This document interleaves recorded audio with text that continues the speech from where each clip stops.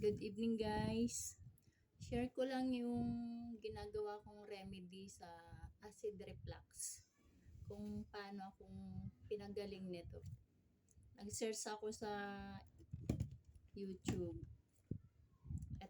Meron akong 1 cup ng apple. Then blender ko lang siya.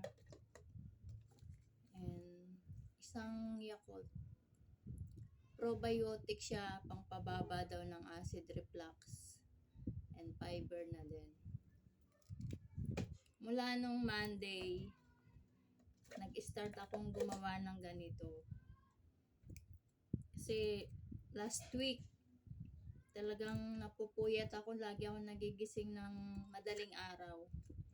2:30, ganyan, hanggang 1:30. Hindi na ako nakakatulog hanggang umaga. So, nag-search ako kung paanong gagaling mawawala yung ano ko. Kasi kahit uminom ako ng gamot sa yung binigay ng doktor, ganun pa rin. Tuwing madaling araw, sumusumpong sobrang hapdi ng sikmura ko, parang hinahalukay. So, gumawa ako ng paraan kung paano kung malulutas. So, ito yung ginawa kong experiment. And effective naman siya mula nung Monday hanggang ngayon. Dire-diretso na yung tulog ko. Kaya bago ako matulog, ito na yung sinasabay ko sa pagkain ko. Apple lang siya. So, biniblender ko lang.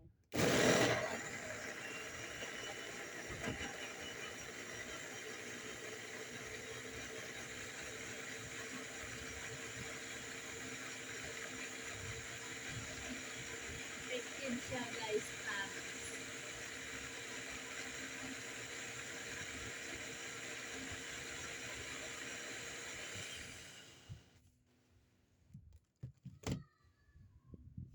So, yun lang. Tapos, lalagyan ko siya ng honey 1 tablespoon. Kasi yung honey daw is nakakatulong din para bumaba yung acid reflux or yung GERD.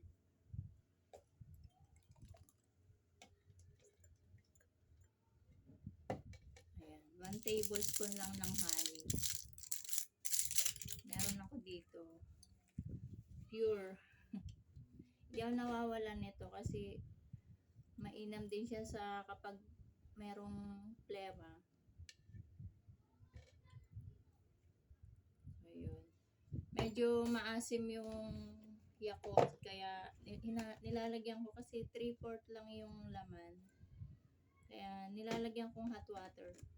Mas masarap siyang inumin kapag may hot, yung medyo maligamgam. Effective siya guys, promise. Yung may mga GERD, meron dyan mga katulad ko na nagsuffer ng 1 week na hindi talaga pinapatulog. Try nyo to. Masasabi ko talagang effective siya. Kaya sobrang thankful ako sa Lord sa wisdom na binigay niya sa akin kung paano kung malalampasan tong acid reflux. Kasi kahit uminom ako ng gamot, hindi pa rin nawawala. Lagi pa rin sumusumpong. So, yun lang guys, na-share ko lang kung paano kung yung remedy ng aking sakit ng sikmura. Na hindi talaga ako, 1 week talaga ako hindi pinatulog. So, yun lang guys, hoping na nakatulong ito. At thank you for like and share. God bless everyone.